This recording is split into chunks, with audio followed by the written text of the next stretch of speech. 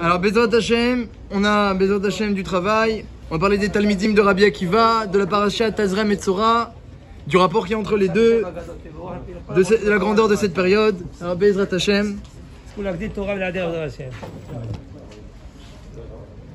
Comme on l'a dit, eh bien, cette période-là, dit le Shulchan Aruch, Siman Tav Tzadik Gimel, eh bien, c'est une période où on est Noeg, on a minag de faire d'alachot, de Avelut sur les 12 000 Zougim, les 12 000 couples de Chavrutot, les 12 000 Chavrutot, élèves de Rabbi Akiva qui sont Niftarim, mi-Pessar Vadat Seret, entre Pessar et Shavuot.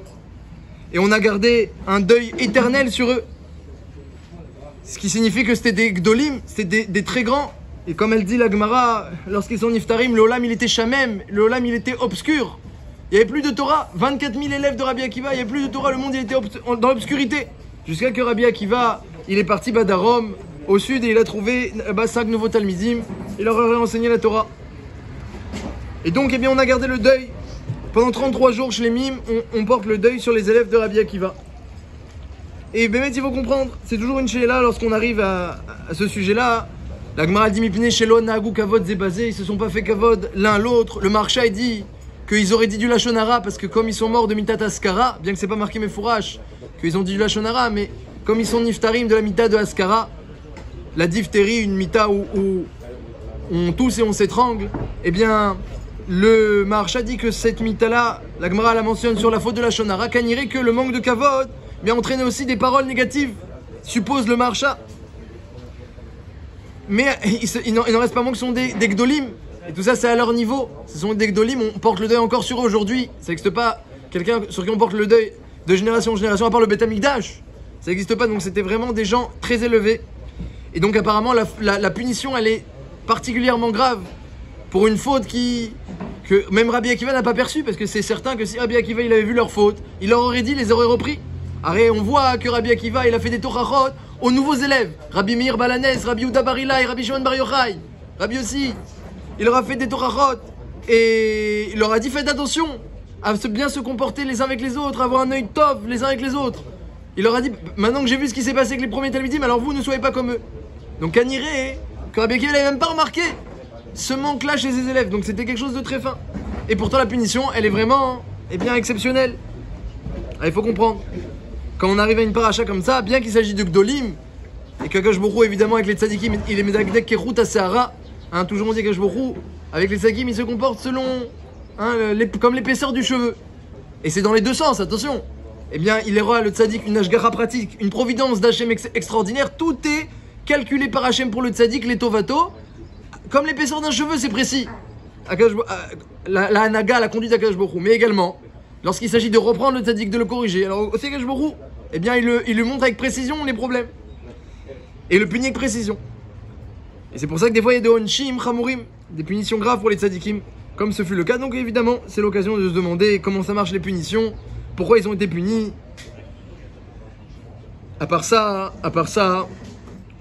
Béhémet, je ne sais pas si vous avez déjà entendu, le chiffre 24 000 dans la Torah, il est déjà mentionné ailleurs. 24 000 morts dans la Torah. Lorsqu'on parle de 24 000 morts, c'est censé résonner à nos oreilles, nous rappeler une paracha bien triste.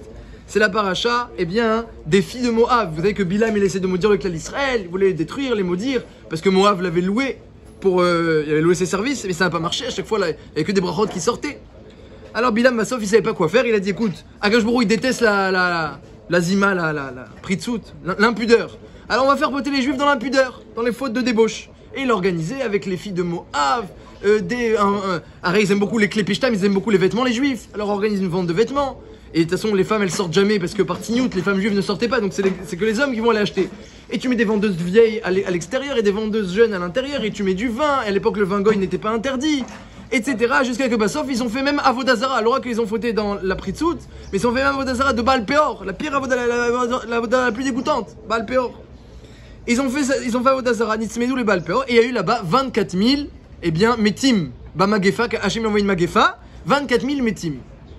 Eh bien, le Mégalé à Moukot, il dit que les 24 000 élèves de Rabbi Akiva sont venus sur terre pour réparer la faute des 24 000 Metim de juifs de l'époque des filles de Moab, de l'époque de Bilam, qui sont tombés à cause de cette stratégie de Bilam. 24 000 contre 24 000. Ils sont venus réparer. Comme ça dit le Mégalé à Moukot.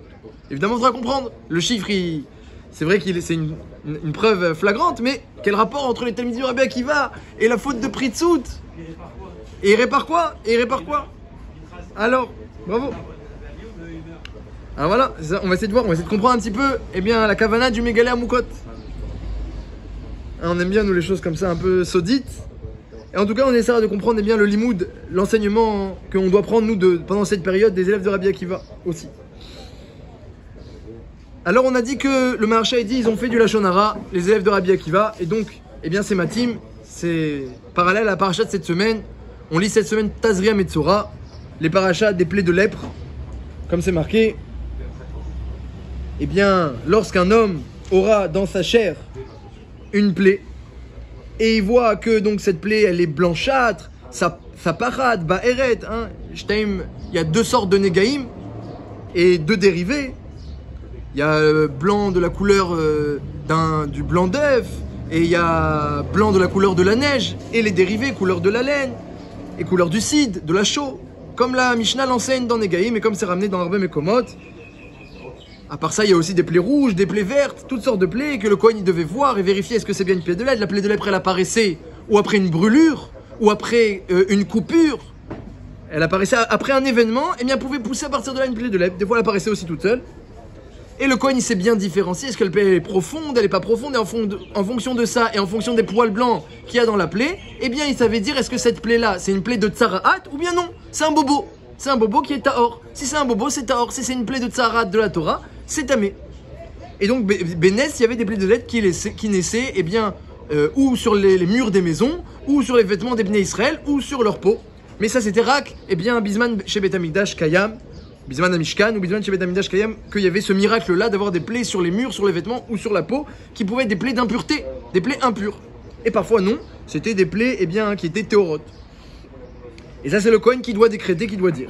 En fonction le Metzora, ensuite, il y a tout un processus où il doit rester badad, il doit rester seul, il doit faire un bidoud, faire un isolement, parce qu'il a dit du Lashon Hara, il a séparé les gens. Alors lui aussi, il va être séparé des autres, dit Rashi. Et il restait seul pendant une période, 1 semaine, 2 semaines, 3 semaines. Et après, il pouvait amener des korbanot et être metaher et tatzmo. Se repurifier pour pouvoir rentrer dans Yerushalayim. Ou dans les machanim, dans les camps qui étaient plus kedoshim. Lui devait être à l'extérieur des camps qui avaient une gdusha. Ça, c'est toute la paracha Tazria Metzora. Et cette paracha-là, dit la Gemara dans Echin, elle vient Beikaron, bien qu'il y a 7 fautes différentes qui peuvent amener les plaies de lèpre, mais essentiellement, Berosham, à leur tête, c'est le Lashon Hara. Ne lis pas Zot Torata Metzora, dit le Midrash, ne lis pas voici la loi du Metzora, du lépreux, mais Zot Torata Motzira, la loi de celui qui a dit du mal, Motzira. Donc Rachamim y voit dans la Torah une allusion claire que ça vient à cause du Lashon Hara. Il y avait d'autres fautes qui amenaient les plaies de lèpre, la gahava, le vol, la débauche, la retzira et la vodazara. Toutes sortes de fautes qui... Le vol. Oui, il y a des psukim qui le prouvent. Il y a des psukim qui prouvent que ces fautes-là, la Gemara dans Echin, elles amènent aussi. Il y a Choliot, c'est qu'il y a un point commun entre toutes les fautes qui amènent le Lashon Hara, et la tzarat, mais c'est pas le sujet. Al-Kol Panim, donc le Midrash il dit ces plaies de lèpre, les Bnei Israël ils ont vu ça lorsque Moshe Rabbeinu leur a annoncé les plaies de lèpre, ils ont eu très peur. Ils ont dit comment des plaies de lèpre sur notre peau, etc.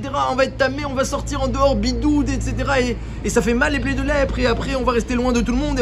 Et les Metzoraïm n'ont même pas le droit de rester entre eux les uns avec les autres. Mamash, un isolement total. Alors le Midrash il dit que les Bnei Israël ils ont eu peur. À quoi ça ressemble? Un roi qui a épousé une princesse, un prince qui a épousé une princesse est devenu roi, et il a fait rentrer la reine dans le palais, et il lui montre maintenant sa chambre. Et la reine, elle voit dans la chambre, elle voit des épées, et des couteaux, et toutes sortes d'armes, comme ça sur les murs suspendus, avec comme ça des crochets, que pour les tenir, prêts à être utilisés. Et la reine, elle commence à avoir peur, elle dit mais c'est quoi ça? Le roi il dit mais t'inquiète pas, ça c'est pas pour toi t'es venu pour manger, pour boire, pour t'amuser. Ça c'est pas pour toi, ça c'est pour les serviteurs quand ils se comportent pas bien. Ah pareil, les Bnei Israël Hachem, il nous a épousé Kivyachol à Shavuot, à Matan Torah avec la choupa de la montagne, et il s'est lié à nous avec un brit, avec une alliance véritable et même plusieurs alliances. Et lorsqu'on arrive, eh bien ensuite on voit les plaies de lèpre sur la peau, sur les vêtements, sur les maisons, et l'isolement, etc. Et là, le midrashique, on a eu peur. Ah j'aime bien, mais t'inquiète pas, mais ça c'est pas pour toi, c'est pour les goïms. C'est pour les goïms les plaies de lèpre, toi c'est pas pour toi. Toi t'es venu pour manger, pour boire et pour étudier la Torah. Comme ça dit le midrash dans Vaikra Rabba Tetvav et dans Bamidbar Rabba Yud Gimel. Et ce qui est étonnant sur ce midrash que demandent beaucoup de mefarshim, c'est qu'à Reyena Lacha, et c'est une Mishnah Meforeshet, qu'il n'y a pas de plaie de lèpre chez les goïms. C'est-à-dire qu'ils peuvent avoir des bobos les goïms, rouge, vert, blanc, de la couleur des plaies de lèpre avec même des poils blancs.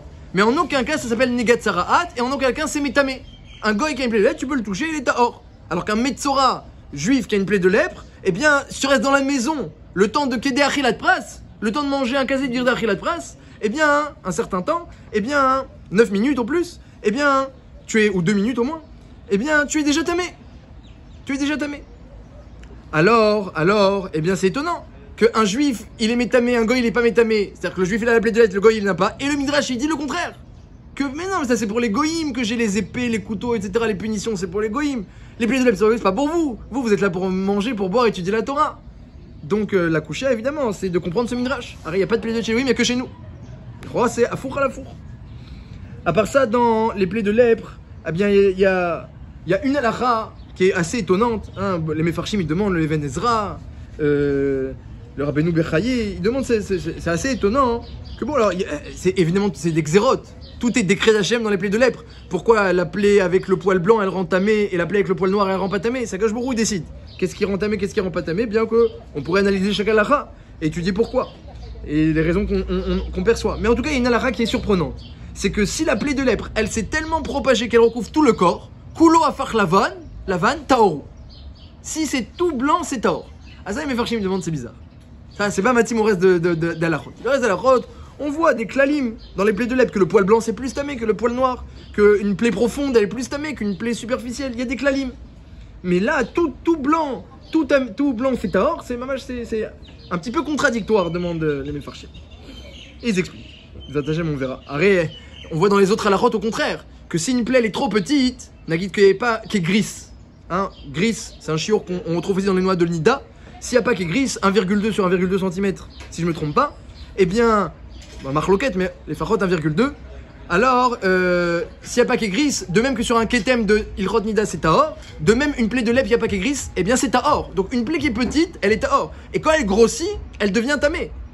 Donc disent les farshim, c'est bizarre que quand elle a tellement grossi qu'elle s'est étalée sur tout le corps, elle redevient tahor. On voit dans la plaie de lèpre qu'au contraire, plus c'est petit, plus c'est tahor, plus c'est gros, plus c'est tamé. Et là, c'est le contraire. Donc le roi Yesh Bézé Stira demande les mefarshim. À part ça, il y a le fameux midrash, bien connu, et bien sur la paracha de cette semaine, qu'il y avait Rabbi Yanaï, il a entendu un vendeur, un colporteur qui vendait comme ça des produits, qui a dit qui veut la vie, qui veut la vie, qui veut un élixir de vie. Alors Rabbi Yanaï dit un élixir de vie, j'y vais. Alors il a, je voudrais l'élixir de vie. Il dit non, c'est pas pour toi. Comment c'est pas pour toi? Je veux l'élixir de vie. Il lui sort un livre de Teilim, il lui dit Miaï Shechafetz Chaim, qui veut la vie? Qui veut la vie? Oev Mim Lirotov, il veut des jours pour voir du bien. Netzor Leshonecha Mera, Usvatecha Midaber Mirma. Garde ta bouche de dire du mal et ta langue d'avoir de la ruse dedans. Netzor Leshonecha, Usvatecha Midaber Mirma, de dire de la ruse. Sour Mera fuit le mal vers Setov, Bakay Shalom Verotfeu, poursuit la paix où elle est. Bakay Shalom Verotfeu, poursuit la paix et demande et poursuit-la. Alors, c'est marqué dans la Gemara que celui qui étudie la Torah, alors il est protégé du Lashon Hara. Lui, il a des paroles de Torah, il n'a pas des paroles de Lashon Hara dans sa bouche. Donc ils disent pas pour toi. Mais quand même, Rabbi Yanaï, il a pris pour lui. Il a dit incroyable.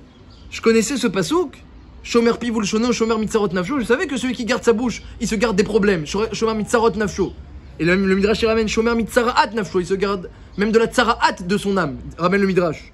Mais jamais je m'étais rendu compte à quel point c'est vrai. Jusqu'à qu'il il m'a fait comprendre que c'est comme un élixir de vie. Alors Rabbi Yanaï, il était content de ce chidouche qu'il a eu le colporteur, que c'est comme un élixir de vie. Bon alors évidemment, il faut comprendre qu'est-ce qu'il a compris Rabbi Yanaï de plus qu'avant. Et le Khatam Sofer, il demande Birlal, qu'est-ce qu'il est parti chercher Rabbi Yanaï? Il entend quelqu'un qui vend un élixir de vie. Bah ça y est, il a plus 8 ans, il dit le Khatam Sofer. Un enfant il croit, un adulte il croit plus. Qu'est-ce qu'il voulait Rabbi Yanaï? Il est parti, non moi je veux. Qu'est-ce qu'il attendait de cet élixir? Il pensait vraiment que ça allait lui doubler ses jours.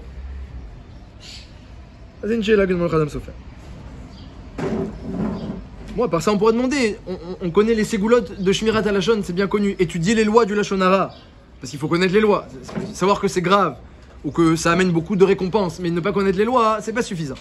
Donc, il faut étudier les lois et étudier aussi le moussar, dit le Chavetz Chaim, Berbe Mekomot. À Kol Panim, eh bien, comment c'est possible qu'il a tellement de propriétés? Eh bien, ce Lachon Hara. On voit que ça protège du mal, Shomer Mitzaron Nafsho, ça protège de la lèpre, Shomer Mitzaraat Nafsho, au Chavetz Chaim, ça amène la vie, au Eviamim Lirotov, ça amène du bien. Comment c'est possible hein? Autant de ségoulottes pour une avéra unique. Comment c'est possible? D'où il tient toutes ces ségoulas, toutes ces ségoulottes, le Lachon Hara? Alors déjà, on va essayer de répondre aux questions sur les Talmidim de Rabbi Akiva, leur punition. Pourquoi les 24 000 élèves de Rabbi Akiva sont venus réparer la faute d'après le Megalé Amoukot des 24 000 eh bien, qui ont fauté avec Baal Peor, avec les filles de Moab? Quel rapport? Et toutes les questions qu'on a posées sur le Lachon Hara. Pourquoi il y a le Lachon Hara? Le Midrash il dit c'est chez les Goïm, les plaies de lèpre c'est chez les Goïm, mais pourtant on sait que non. À la Khalema c'est que chez nous. Et pourquoi quand c'est tout blanc c'est or? Et la particularité du Lachon Hara, que lorsqu'on s'en garde, c'est comme si on acquiert un élixir de vie. Et comprendre qu'est-ce que Rabbi Yanaï il pensait trouver, et qu'est-ce qu'il a trouvé Béhémet. Alors le Ran, il dit qu'il y a une grande différence entre les punitions des Yehudim et les punitions des Goïm. Entre les souffrances des Yehudim pour être précis, et les souffrances des Goïm. Il y a des souffrances. En Adam Shen Lo Isurim dit le Midrash. Il n'y a pas un homme qui n'a pas de souffrance, ça n'existe pas. En Adam Shen Lo Isurim. Il n'y a pas un homme qui n'a pas de souffrance, c'est le Midrash. Ashrei Mishe Isurav Batorah. Heureux celui que ses Isurim sont dans la Torah. Oh là là, cette ravruta, ce chiour, c'était dur. Allez, je dois faire un chiour demain, Givat Shmuel. Heureux celui que ses souffrances sont dans la Torah. C'est pas facile, mais il y a aussi des souffrances, mais heureux. Il faut chercher à multiplier les souffrances dans la Torah. Il se fatigue, et ça, évidemment ça lui compense, hein. Ça lui enlève de l'autre côté, dit le Midrash. En tout cas, tout le monde a des Isurim. En Adam Shen Lo Isurim. Tout le monde a des Isurim. Alors pourtant, dit le Ran, il y a une grande différence entre les souffrances des Yehudim, des Juifs, et des souffrances des Goïm. Et Beikaron, eh bien, il y a un Midrash qui ramène le Ran, qui a l'air de dire que Beikaron, les Goïm, eh bien, Hachem aurait voulu ne pas leur amener de souffrance. Il aurait voulu ne pas leur amener de souffrance. Après, Hachem leur donne, pour pas qu'ils nous pointent du doigt lorsque nous on va en avoir. Si Hachem, eh bien, il avait amené des souffrances qu'au clan Israël, et pas aux Goïm comme il l'aurait souhaité, eh bien les Goïm nous auront trop pointé du doigt. Ah, Mishum Kvod Israël, Hachem il a donné aux deux. Mais dit le Ran, les souffrances c'est miouchad au clan Israël. Mais Agnien, pourquoi? Il dit comme ça. Il dit parce qu'Akadosh Baruch Hu, eh bien, on voit dans la Torah c'est marqué Lotikom velotitor. Ne te venge pas. Ne punis pas l'autre. Tikom, c'est punir l'autre, se venger. Punir l'autre lorsqu'il t'a fait du mal, ne le fais pas. Dit le Ran, si Hachem a dit dans la Torah ne pas punir quelqu'un qui nous a fait du mal, c'est interdit. On dit bon, Hachem il s'occupe, le Bédine il s'occupe, moi je m'occupe pas. C'est pas à moi d'aller punir ceux qui. Tu vois de là que c'est mal de punir. Comme ça il dit le Ran. On voit que punir, eh bien c'est mal. Alors si c'est ça, comment Hachem nous punit, demande le Ran. Comment il nous donne des souffrances? Alors dit le Ran, un grand klal, si Hachem te dit dans la Torah de ne pas punir ton prochain, de ne pas te venger, de ne pas le punir, de ne pas lui faire du mal, même s'il t'a fait quelque chose, hein, on parle qu'il t'a fait quelque chose, eh bien, c'est Siman qu'Akadosh Baruch Hu lui-même, il n'est pas chafet, il n'aime pas cette action de punir. Sinon, il nous aurait pas interdit, c'est qu'il n'aime pas. Alors pourquoi il nous aurait des souffrances? Il dit le Ran, c'est pas comme on croit que c'est une nekama, une punition, une vengeance. C'est pas ça. Déjà, il dit, Klal Rishon dit le Ran, eh bien, la punition, elle est jamais égale à la faute. Elle est bien inférieure tout le temps. Là, c'est Klal Gadol. Et deuxièmement, eh bien, c'est une adracha. Il y a une adracha, il y a une. Akadosh Baruch Hu, il nous éduque comme un père il voit que son fils il a besoin de recevoir quelque chose. Il voit qu'il a besoin. Maintenant, mis à part qu'il a fait des bêtises et qu'on aurait pu dire Magialo une punition, ça lui revient d'être puni. Mais voilà, à part ça, le père que le fils il va continuer comme ça. Tant qu'il n'a pas repris la claque, il va continuer comme ça. Alors, je me rappelle, moi, des fois, quand j'étais à la yeshiva, il y avait des bachourim jeunes qui se comportaient pas très bien. Et les parents. Ils voulaient même leur faire comprendre, mais déjà quand un barour il a 13 ans, on n'a plus le droit de le frapper dans la Torah. On n'a plus le droit. Alors, et des fois même le père il n'a pas envie de casser, sa relation avec le fils. Il n'a pas envie. Alors, je me rappelle que parfois il y avait des parents, ils allaient voir le Rosh Yeshiva et ils disaient est-ce que vous pouvez pas mettre une claque à mon fils? Ouais. Il y avait ça, après ça a été mis de parsem que les parents demandaient ça. Il y avait beaucoup de parents qui arrivaient. Ils disaient écoutez, on voit qu'il a besoin, mais nous on peut pas déjà parce qu'il a 13 ans peut-être ou il a 13 ans ou pas. Et en plus on n'a pas envie de casser la relation. Et en plus de vous il va le prendre bien parce que tout le monde aime le Rosh Yeshiva. Nous on va le prendre bien. Des fois c'est pas pour le punir l'enfant, c'est qu'il a besoin de ça. Et je me rappelle le Rosh Yeshiva, c'était Rav Benichou, le Rosh Yeshiva de la Yeshiva Ktana, il avait dit à l'enfant, il lui a pas mis la claque comme ça, il avait expliqué, il a dit, tu as déjà mangé une noix? Oui, j'ai mangé une noix. Il dit, mais comment on fait pour arriver aux fruits? Il y a la coque, elle est dure, comment on fait? Il dit, le petit, il faut casser la coquille. À ce moment-là, bah, il a dit, il a dit, c'est ce que, voilà, ouais, je casse la coquille. Et l'enfant, ça l'a touché. Il y a une noix, il y a une coquille, il faut casser. Et Bémet, eh bien, de mes yeux, j'ai vu que après, comment ça a changé complètement. Quand c'est fait comme ça, Bechorma, avec amour, imaginez avec amour, que les parents, des fois, quand ils frappent l'enfant, ils sont énervés. Alors là, c'est pas tout le temps constructif. Le père, il fait pas tout le temps ça pour le bien de l'enfant, il est énervé. Ils l'ont une. Alors, faut réfléchir. Le père, il doit être un éducateur, il doit réfléchir, le faire avec amour. Et des fois, c'est nécessaire. C'est ça que Akadosh Baruch Hu, il fait. Akadosh Baruch Hu, il n'a pas de stress et de colère comme nous, il n'a pas les nerfs. Eh bien, il punit toujours, eh bien, les filles Rochmato. Et donc, ça, c'est dit le Ran, c'est ça, dit entre les Goïm et les Yehudim. Comme c'est marqué dans Rashi, dans Parashat Vaera, que ça sert à rien, les Goïm, ça sert à rien de leur envoyer des punitions. Ils pourront pas, Hachem, il attend pas de eux qu'ils fassent tchouva. Il attend pas. Arrête, même les 7 lois qu'il leur a données, dit la Gemara, Ra'avayater Goïm, Hachem, il a été mvater. Ra'avayater Goïm. Il a vu que même ça, il faut être mvater parce que même les 7 lois qu'on leur a données, ils veulent pas faire. Donc, il les a rendues facultatives. Parce qu'ils ont vu qu'ils n'étaient pas capables. Même les 7 lois. Mais nous, qu'on est capable, alors il y a une adracha, Akadosh Baruch Hu, il vient, il nous éduque. Ça, c'est tout le tachlit, eh bien, des souffrances. Donc, lorsqu'on arrive, eh bien, au parachat de Plédolet, que même c'était une souffrance, cet isolement, et il fallait être mis de côté, c'était comme une maladie, et de séparer des autres, c'est pas facile. Et tamé, ikra. Mais c'est une souffrance. Alors, vient le Midrash et dit que ça c'est pour les goïms, mais ça c'est pas pour vous. Alors on a dit à four, c'est pour nous, c'est pas pour eux, c'est nous qui avons les plaies de lèpre. Alors sur ça, dit l'Or HaChaim Akadosh, un très beau yesod. Il dit qu'il y a une grande différence, justement, comme on l'a dit, entre les goïms et nous. C'est marqué dans la Torah, Adam, donc Adam déjà c'est un Yehudi, quand on dit Adam, c'est pas un goy. Comme ça dit la Gemara. Adam, ça fait référence à un Yehudi. Alors, Adam qui est Be'or Bessaro, il y a marqué qu'il aura une plaie de lettres dans sa chair. Et l'Or HaChaim dit quelque chose de très beau. Il dit, Bémet les goïms, ils ont les plaies de lettres. Ils ont les plaies de lettres, comme c'est marqué dans le Midrash. Ah, la Mishnah dit qu'ils ont pas. Ce qu'ils ont pas, c'est les plaies de lettres dans leur chair. Une plaie tamée, negatsara dans la chair, ça c'est qu'un Yehudi qui peut avoir. Un goy, il peut avoir toutes les plaies, tu peux l'approcher, il est tahor à 100%, t'as rien à craindre. Tu peux l'approcher après manger un korban. En malefachet. Il est tahor.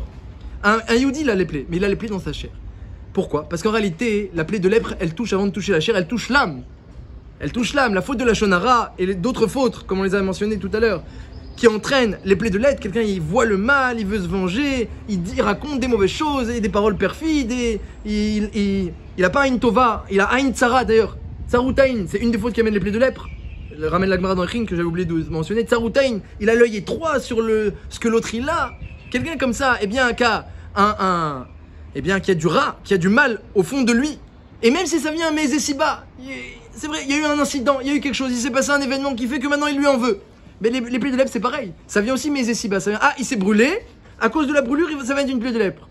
Il a eu une plaie, une coupure, ça va venir une plaie de lèpre. Ça vient à cause d'un incident, mais des fois l'incident il peut amener un shoreshra, au todava. Il y a eu un incident, il y a eu une dispute, et à cause de ça on a gardé du mal en nous.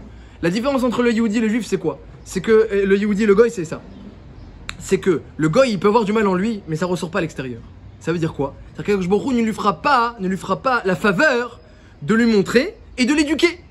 Et même de le purifier. Parce que le mal qui était à l'intérieur, lorsqu'il ressort à l'extérieur chez un juif, Be'ashgacha avec une providence particulière, eh bien, c'est ça de moins à l'intérieur de lui. C'est à l'intérieur que je me fais sortir à l'extérieur. Et c'est ça le plat qui doit faire la ventaoru. Comme ça il dit, si je le retrouve, eh bien, Meferesh Rachouv, c'est le Even Ezra. Le Even Ezra dit un chidouche. Il dit c'est quoi? Pourquoi celui qui a une plaie de lèpre sur tout le corps il est tahor? Alors que normalement plus il y a de plaies de lèpre, plus c'est tamé. Il dit non, il dit lui, tout son mal il est sorti à l'extérieur. Donc à l'intérieur il est tahor. Tout son mal il est sorti. Théoriquement on a du mal en nous. Eh bien lorsque la plaie de lèpre elle devrait même sortir encore plus. Hachem il a fait un il nous a fait une faveur que eh bien c'est sorti seulement un gris. 1,2 sur 1,2 cm. C'est une faveur qu'il nous a fait. Il a pu faire sortir plus. Eh bien, pour lui, Hachem, il l'a fait sortir entièrement. Pourquoi il a mérité? Je ne sais pas. Il a fait sortir entièrement. Et s'il a fait sortir entièrement, il n'y a plus à l'intérieur de mal. Comme ça dit le Even Ezra, il dit ça ressemble à quelqu'un qu'il avait une infection. Il a tellement éternué, il s'est tellement mouché que toute l'infection est sortie. Et bien maintenant, il n'a plus rien. C'est le processus. Lorsqu'il y a de la fièvre et qu'on éternue et que le mal il sort, le mal même physique, eh bien, c'est une tahara à l'intérieur. À l'époque, ils faisaient des saignées pour faire sortir l'infection. C'était un procédé courant dans la médecine de l'époque. On fait les saignées, on fait sortir l'infection, après le sang se renouvelle. Le mal il est sorti, le sang il se renouvelle. Ça c'est la force des plaies de lèpre chez le Yehudi.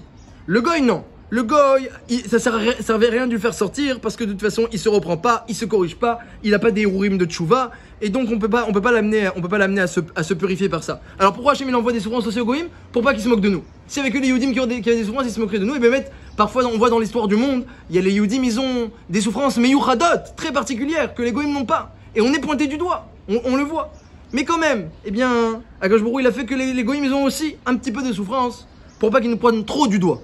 Mais Beikaron, eh bien c'est ça. Lorsqu'il y a une souffrance, c'est pas qu'Hachem il se venge, même qu'il nous punit. Parce qu'Akadosh Baruch Hu, il aime pas ça. Comme il a dit dans la Torah, ne punis pas l'autre, ne te venge pas.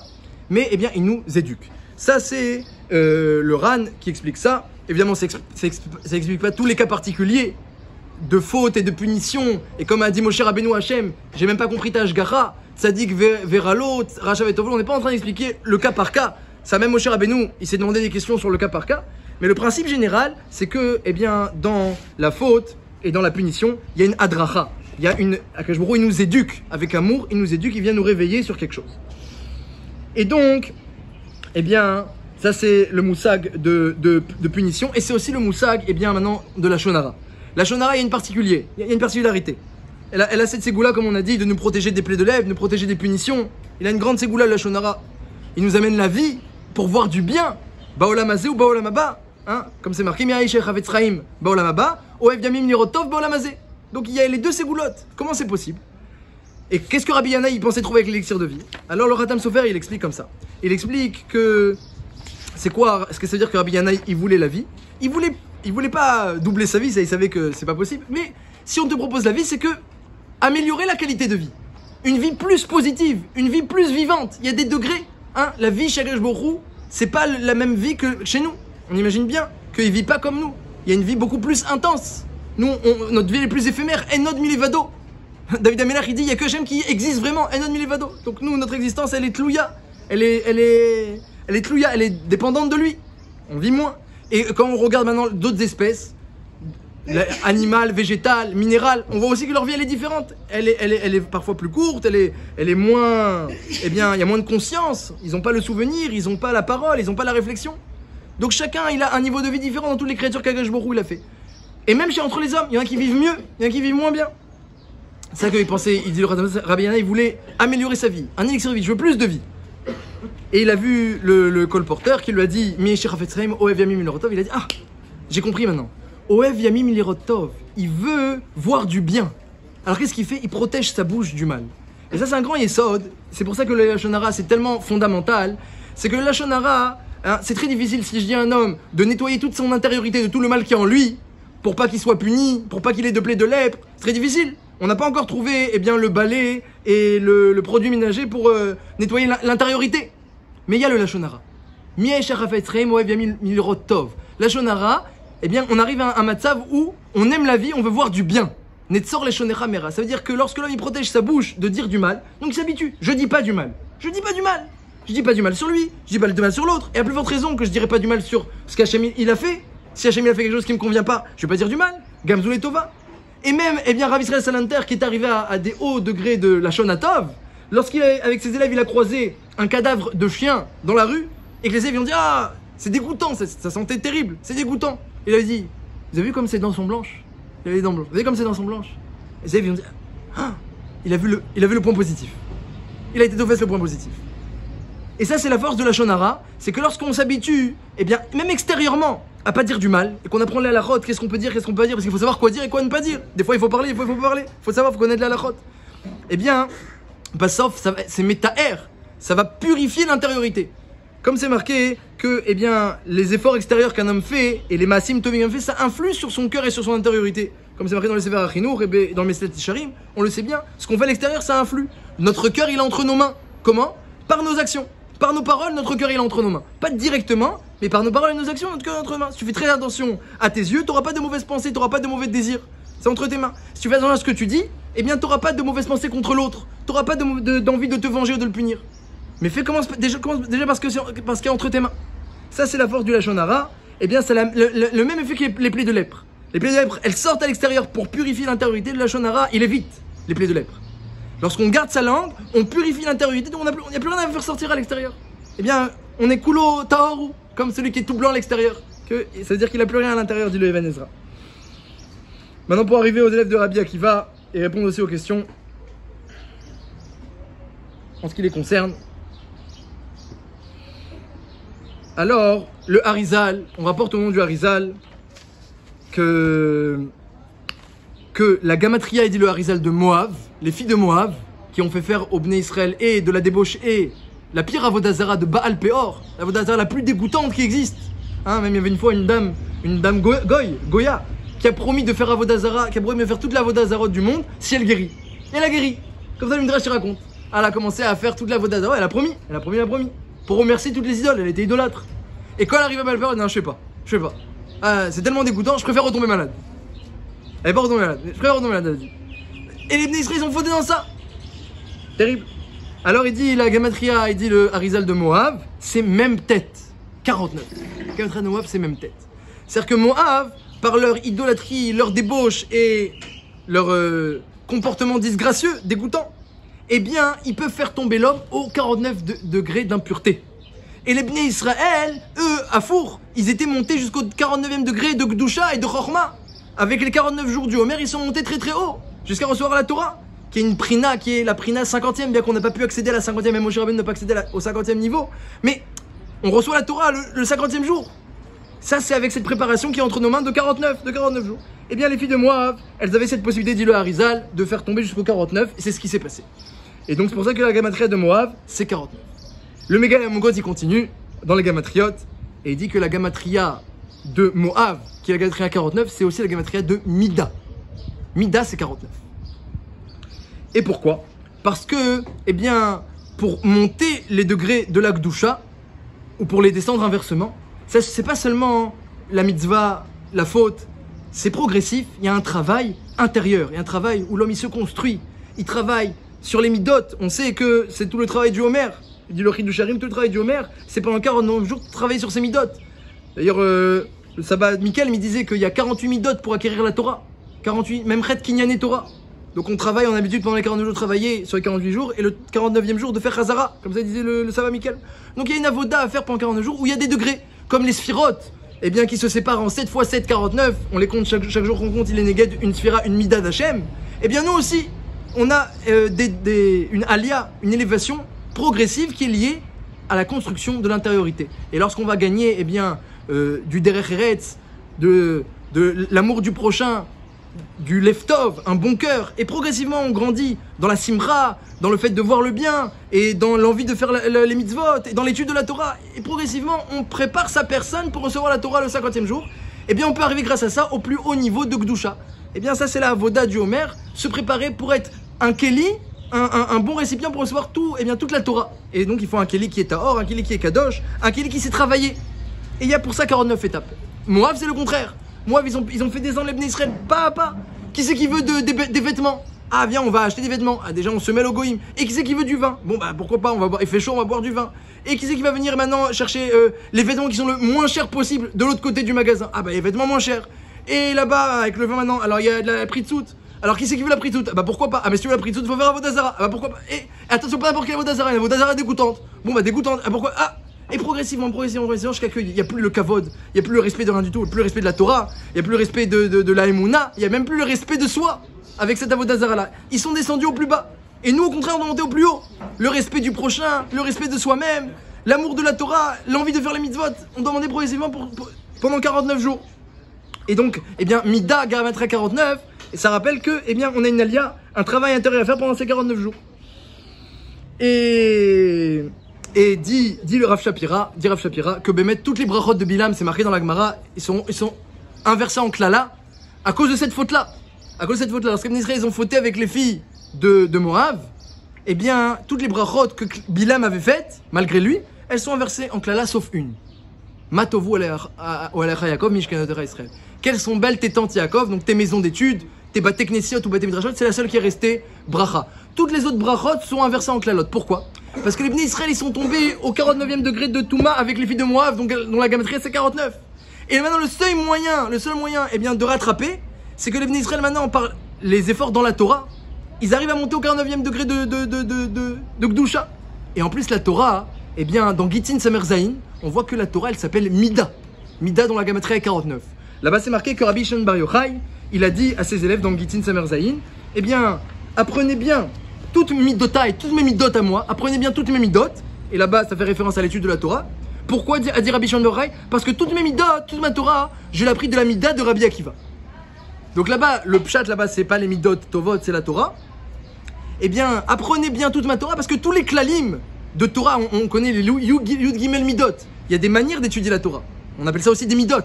Eh bien, toute ma manière d'étudier la Torah, j'ai tout pris de Rabbi Akiva. Comme ça, il dit Rabbi Shimon Bar Yochai à ses élèves pour les prévenir qu'ils apprennent bien tous les klalim et toute sa Torah parce que c'est la midat de Rabbi Akiva. Donc c'est une Torah mamash très élevée que même Moshe Rabbeinu il a dit si tu as quelqu'un comme Rabbi Akiva, donne la Torah par lui. On voit que la Torah aussi elle s'appelle Mida. C'est-à-dire qu'il y a une évolution, une construction. Lorsqu'on étudie la Torah, il y a une construction progressive, qu'on le sente ou non, on se construit, on avance. Même si on étudie Shor Shenagret Tapara, Babakama, Babamtia, on se construit et on avance. Parce qu'on connaît un peu mieux la volonté d'Hachem, on connaît un peu mieux Hachem lui-même, par la Torah qui est bien, la chose la plus proche de lui, comme dit le Ramchal.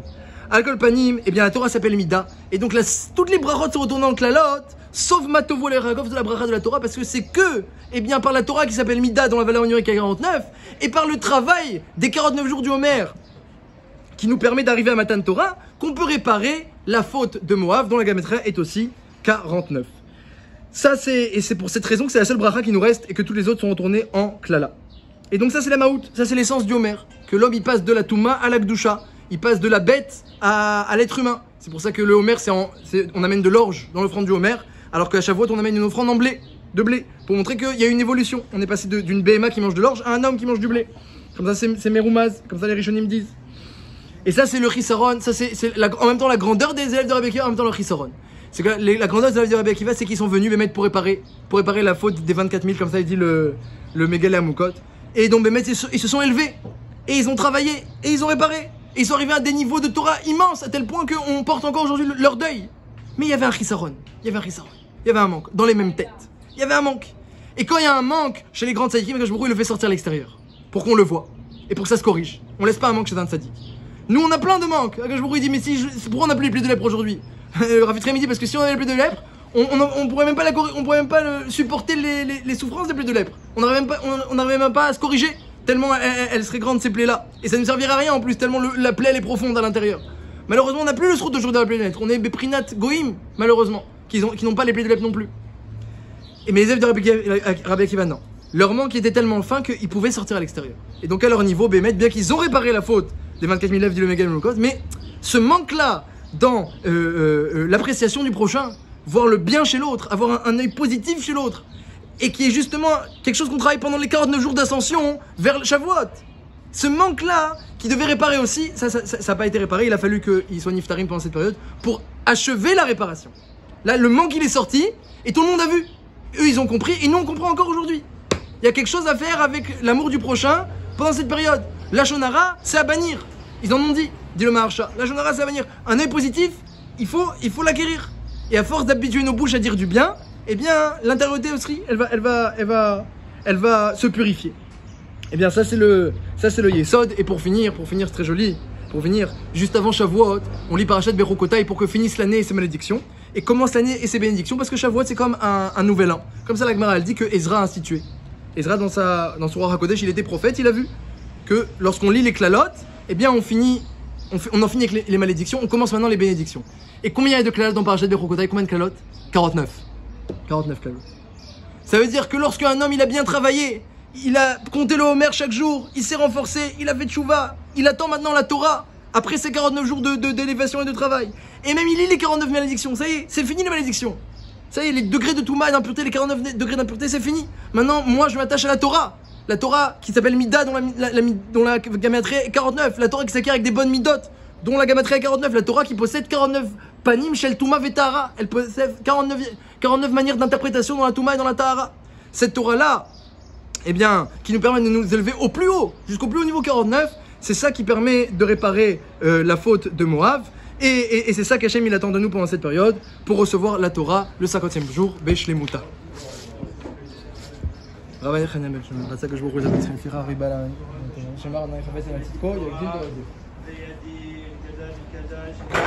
Amen. Amen.